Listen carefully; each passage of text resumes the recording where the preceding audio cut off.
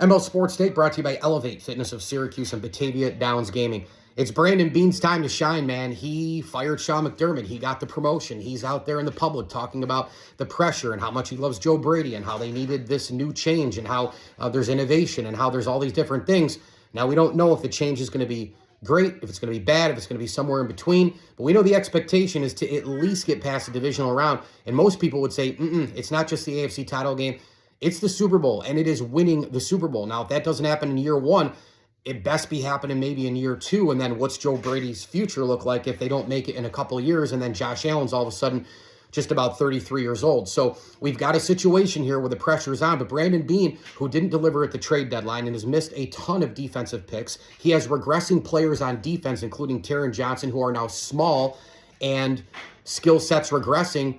They aren't going to be a match in the Jim Leonard defense. So you not only have a 3-4 defensive overhaul where Beane has to go pick some guys to fit that. Now, I think they have Greg Rousseau and Deion Walker and Cole Bishop and some guys who can fit into that. I wouldn't bring back the Milanos, the Bosas, the Trey Whites, those kind of guys. I wouldn't bring back any of the scheme McDermott guys. But they have a lot of guys who can fit. But what about all the other guys, right? Harrison's fine in there. Benford's fine in there. Man-to-man playing more of that aggressive corner play. No problem there. But now James Cook, Joe Brady, head coach, offensive coordinator. He's handling a ton at the age of 36. Josh Allen needs more weapons. What do you do with Dawson Knox's $17+ million? Like, it's on for Brandon Beane. Like, now is the time to be like, okay, how good of a GM are you? You just got a promotion. You probably fired the head coach who helped hire you years ago. Probably the wrong year to fire the head coach. Probably should have been gone after 13 seconds, or one of the other abysmal finishes in the playoffs was probably the wrong year to do it. You're going into a new stadium. You might want to give that sustainability, culture, etc. one more year. Sean probably deserved that, and he helped keep things together. Instead, Beane was in a rush. He and Pagula go ahead and fire McDermott. Again, I never thought Sean McDermott was the guy to get the Bills over the hump, but I kind of thought this was the wrong year to fire Sean. But you did it. You're making the change. Now here we are.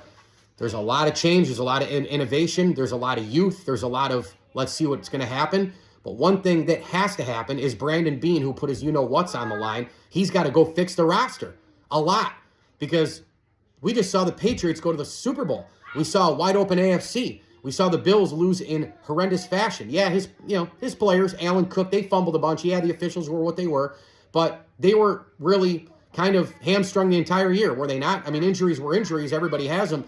But what about the shortcomings on both sides of the ball? Yes, some bad coaching, but losses to Atlanta, losses to Miami, a lot of those things that happen, roster shortcomings. Boy, Brandon Beane's got a lot of work to do in the draft, in the offseason, salary cap, you name it, and he put everything on the line and fired the head coach. The owner gave him a promotion, and he is now the face of fixing everything to get the Bills to a Super Bowl and win a Super Bowl. Let's see what Double B has to offer. The pressure has never been higher. People say, oh, Joe Brady, most pressure for a head coach.